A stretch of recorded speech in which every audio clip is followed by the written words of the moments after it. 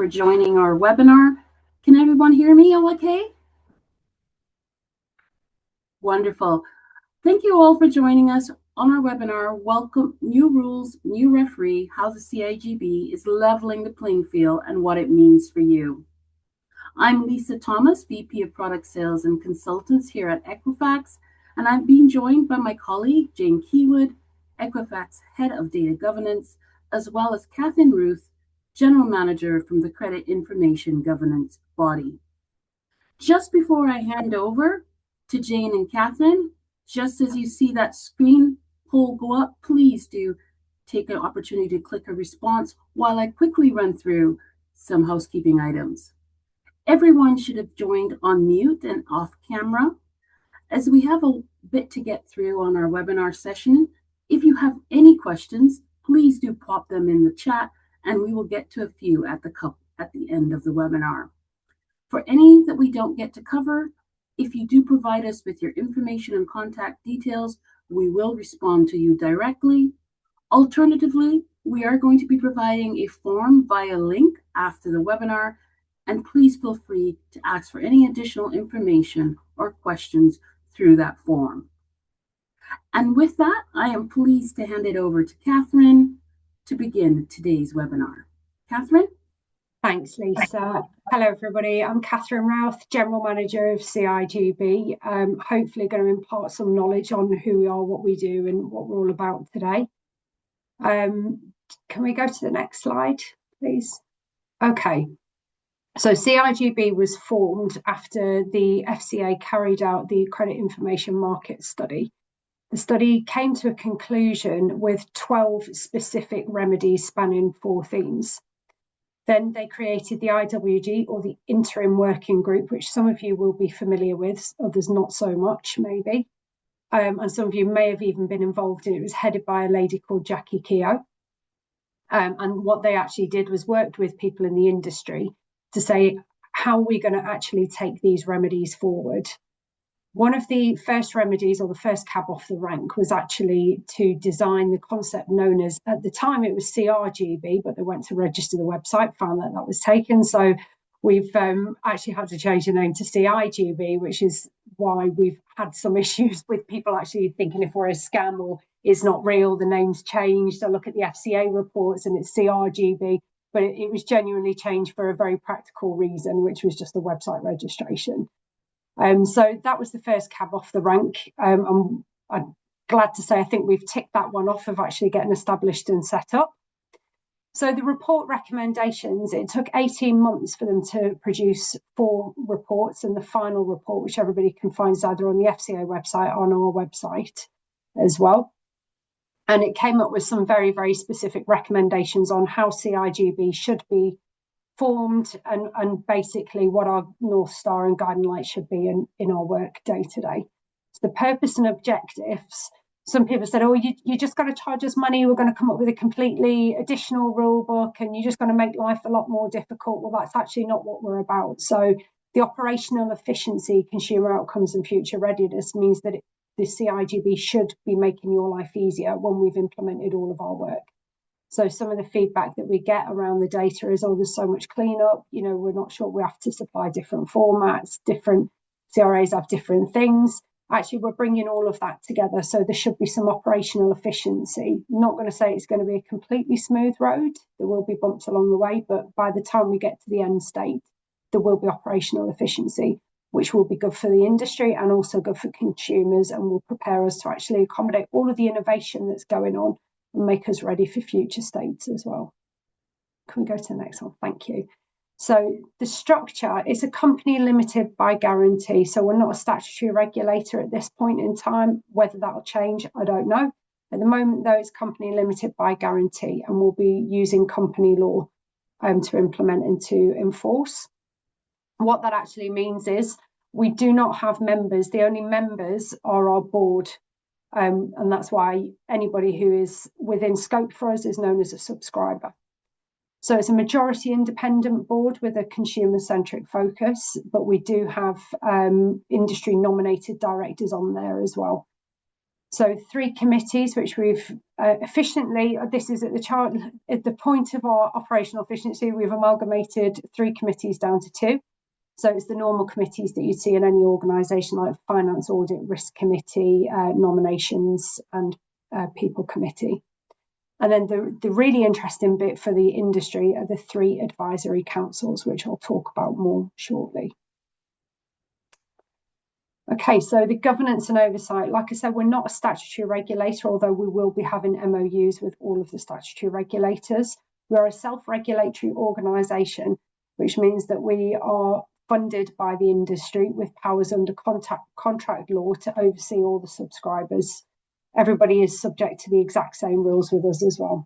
And we'll have that close collaboration with regulators and governments where statutory law is in place to make sure that we're not doubling up or making life far more inefficient by not joining up the dots. So we have regular comms with the FCA. I think Kevin, our chairman, has a weekly call with them. We share a lot of information back and forth, and we also have regular touch points with the other regulators, formally and informally. Okay, so after the IWG report, there's a lot of work went into that, a lot of people's time taken up actually feeding in with some great recommendations. What is it that we're looking at?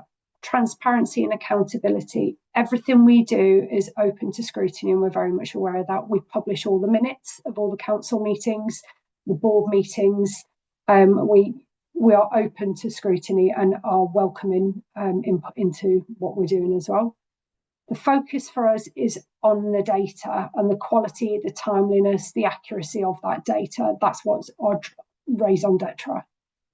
So the impact on the industry should mean that when you're making decisions around whether or not somebody's a good person to hire with vetting decisions, or whether you're looking at somebody as a lender, whether or not you want to lend to them, actually the impact should be that the information that you're using can be relied on. It should be absolutely bang up to date, and it should be cleaner and more meaningful as well.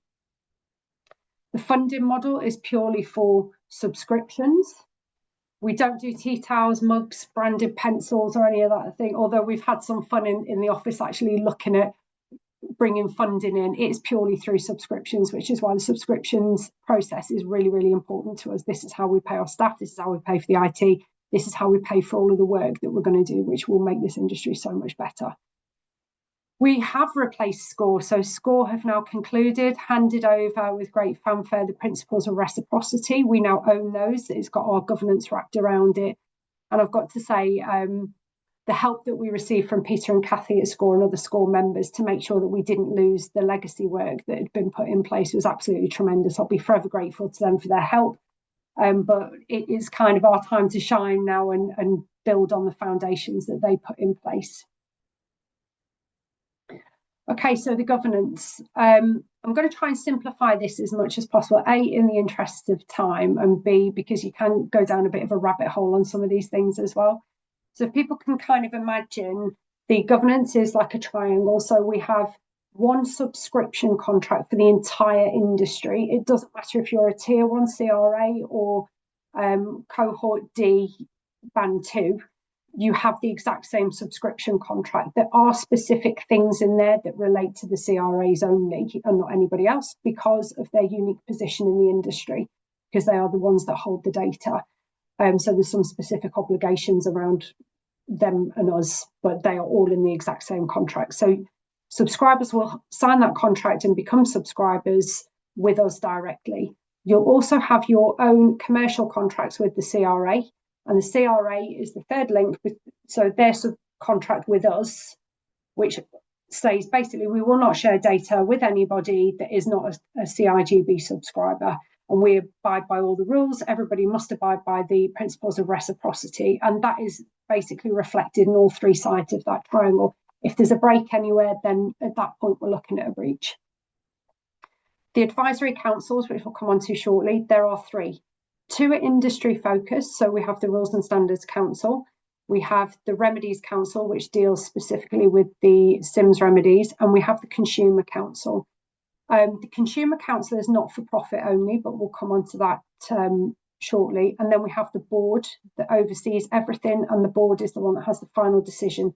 The advisory councils can make recommendations, but the board will decide whether or not it's right to take that forward.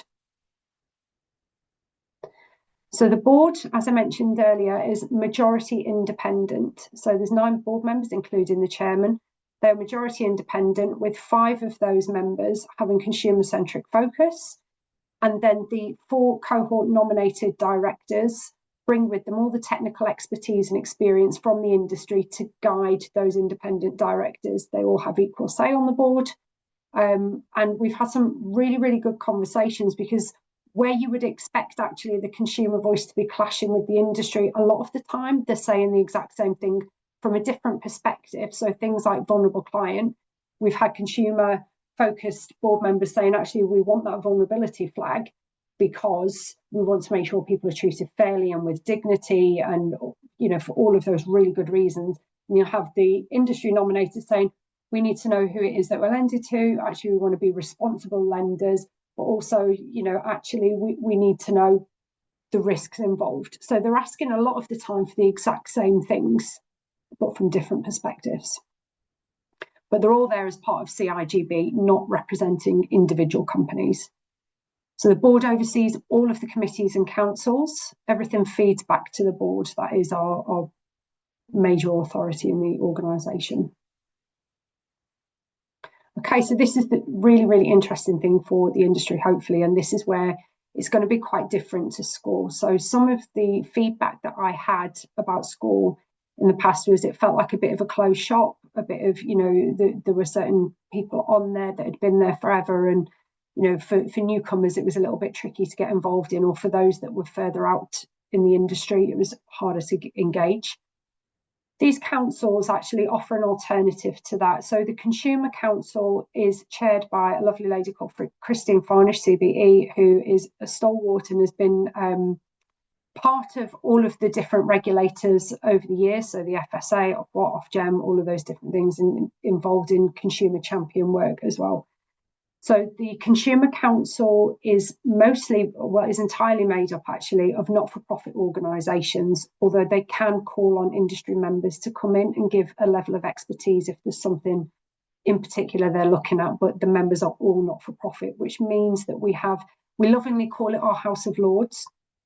So it means that the consumer focus is always at the heart of everything that they do. There is no profitable skin in the game for them. It is all about the consumer good, which gives us a level of comfort that everything that we're doing is cross-checked.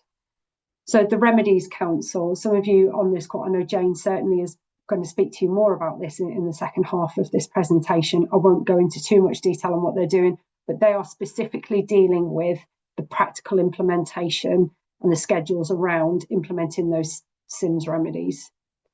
The Rules and Standards Council, this is the council, I should have just said the Rules and Standards Council and Remedies Council are both made up of members from the industry with expertise and insights and experience that will inform what we're doing.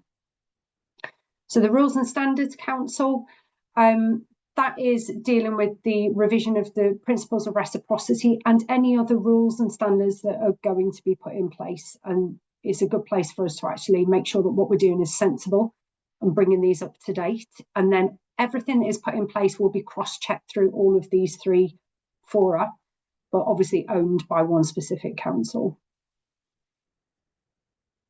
So the Rules and Standards Council, this is chaired by a chap called Eric Leenders, who some of you may know from his work at Registry Trust or UK Finance. His deputy chair is one of our independent directors, Aaron Shrivastava, who's a city lawyer. Is made up of industry members, and their primary task at the moment is to review the principles of reciprocity and cross-check recommendations from other councils. So for those of you that were on the Remedies Council meeting yesterday, we were going through a product list, and one of the proposals that was put forward is actually, does this align with the current product list in the POR? So that's something that will be done, but it's just a really practical example of actually making sure that everything aligns and all the dots are joined up.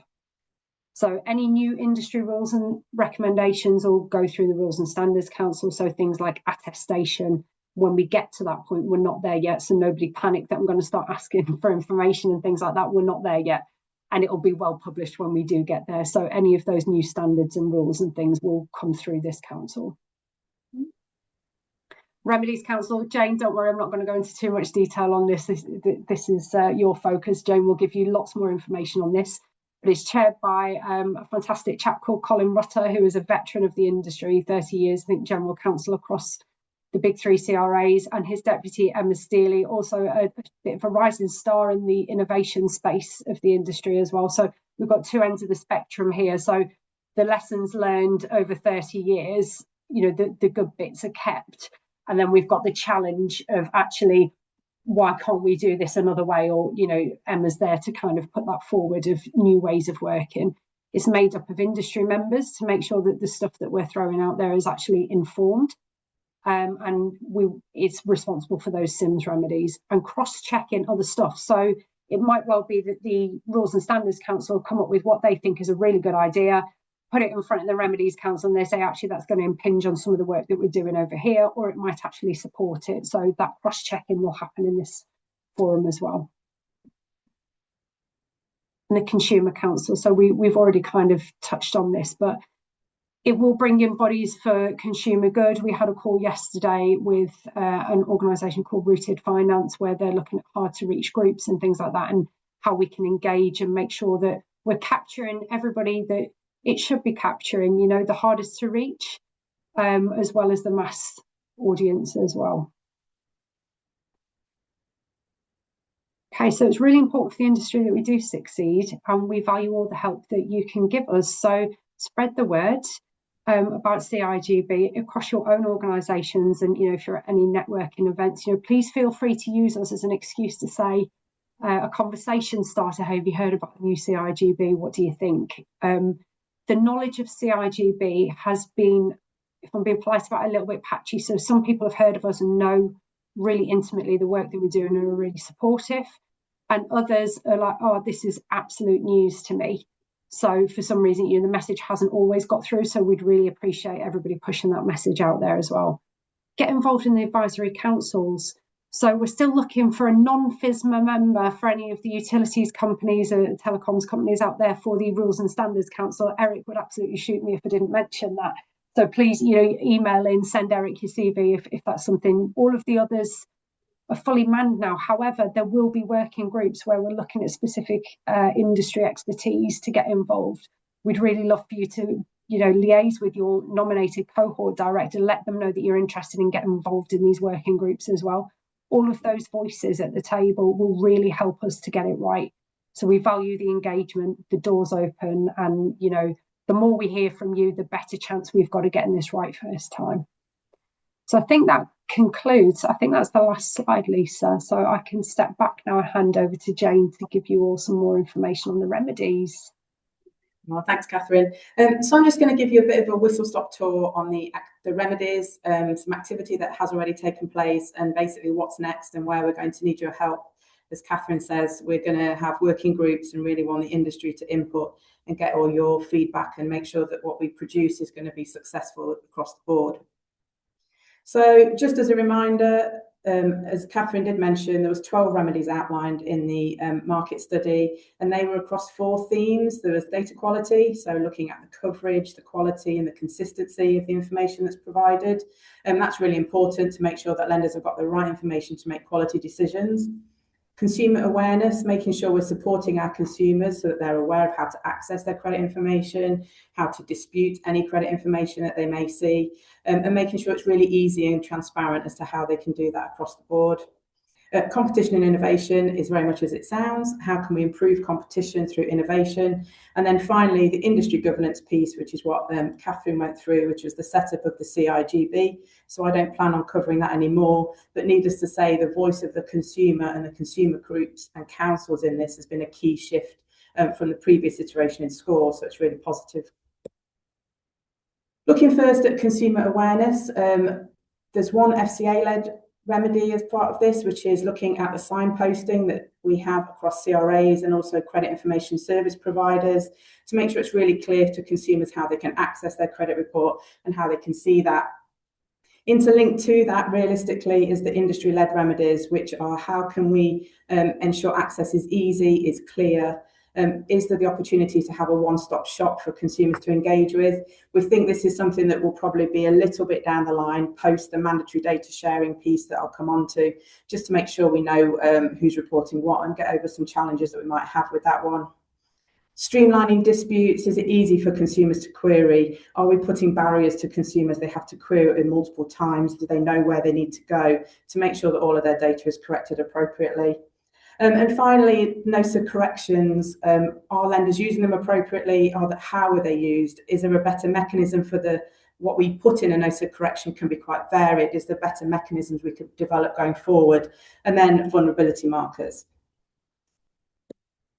Looking at competition and innovation, more timely reporting to key designated CRAs. That was a big one that we're going to look at mostly alongside the common data format, which I will come on to, and how can we actually make sure that we've got real-time data or as near as possible to make sure lending decisions and consumers can get their most up-to-date data at all times. Reviewing the principles of reciprocity. For those who've been around the industry for a while, it was developed back in the early 90s. So actually, has things changed? Is there new ways we could do things? Make sure it's fit for purpose in the current climate. And then improved current account turnover data.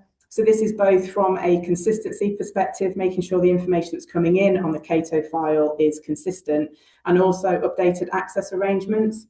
I should note at this point that UK Finance have actually expanded their access arrangements out already. So if you're a non-current account provider, you can have an increased access to the Cato data. And if you want any more information about that in any detail, just get in touch with us and we can provide that through. Finally, looking at data quality, the mandatory data sharing with designated CRAs. This is the FCA-led remedy. They did a consultation back in April, May. It has now closed, so all the responses should be back for that one. And we envisage that the FCA are probably going to put out the final policy in response to that consultation towards the back end of this year. I am just going to jump through because linked to that is the designated CRA regulatory reporting. So when they've got the new designated CRAs and all that comes into place, they want a way to really monitor and improve the information that we as CRAs can give to the FCA. And finally, they're going to look at data contributor requirements. So are there data quality standards that we could put in place across the board? Is there a more efficient and timely way that people can and organisations can respond to consumers when they do identify issues? So they're the FCA-led ones, and intrinsically linked to all of that is the industry-led one of the common data format. This is looking to improve the consistency, the quality, adding new data such as account types, flags, looking at vulnerability. How can we really improve forbearance and make it very consistent in areas that we know there are challenges for consumers at the moment, and how can we really improve their journey? So what have we done so far? We have had some activity. So from our perspectives, the CRAs have implemented a template wording for NOSA corrections where it's a very common reason.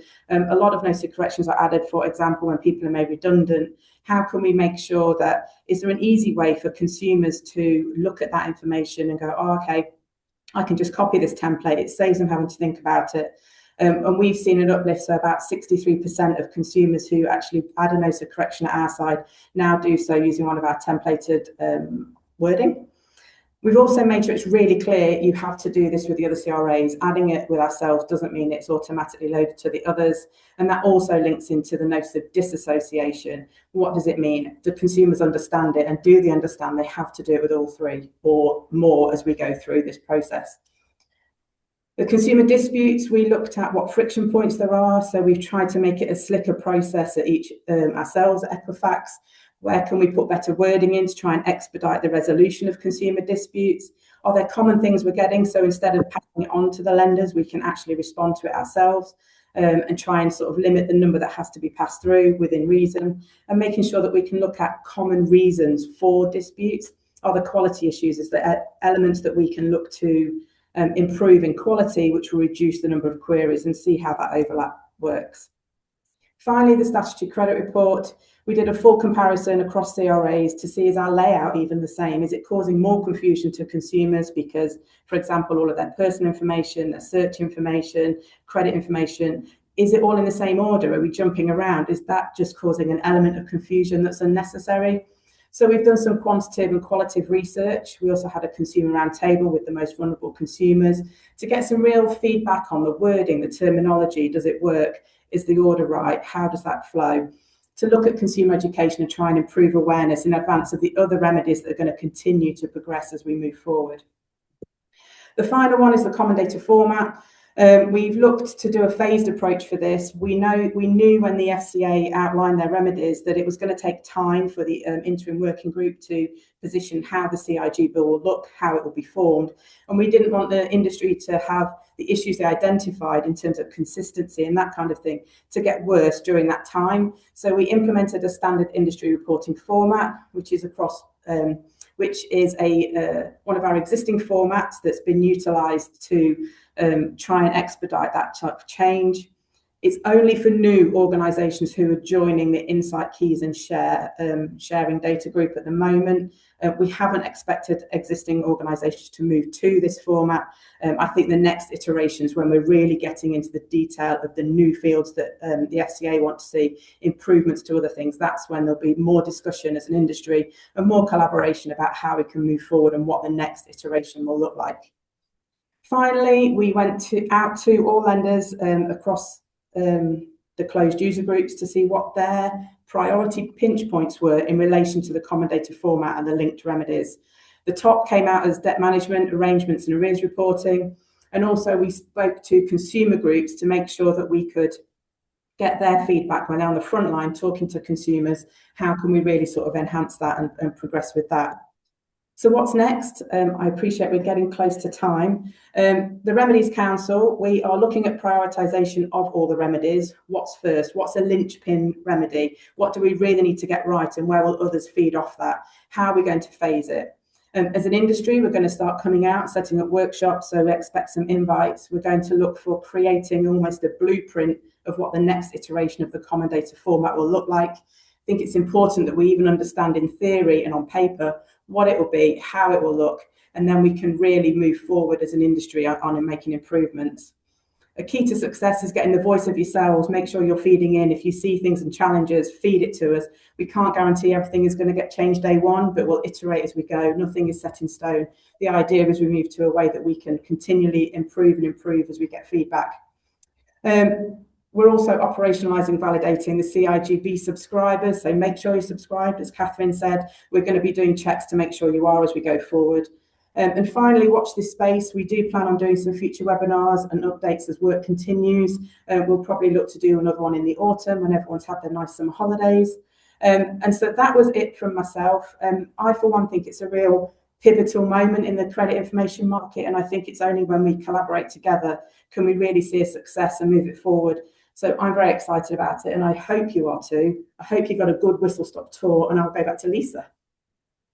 Well, thank you so much, Jane, and a special thanks as well to Catherine for joining us and explaining some of these changes. As Jane mentioned, we are at our time, and so we will need to take those questions offline and respond to them via our link. You will see on to the right of your screen at this point, there is a poll closing question. If we can ask those who are still on the webinar to submit their responses, we greatly appreciate it. But most definitely, Jane and Catherine, it is really an exciting time in the credit industry. So I guess with that, I want to again thank everyone for joining us on this webinar. I hope you found it useful.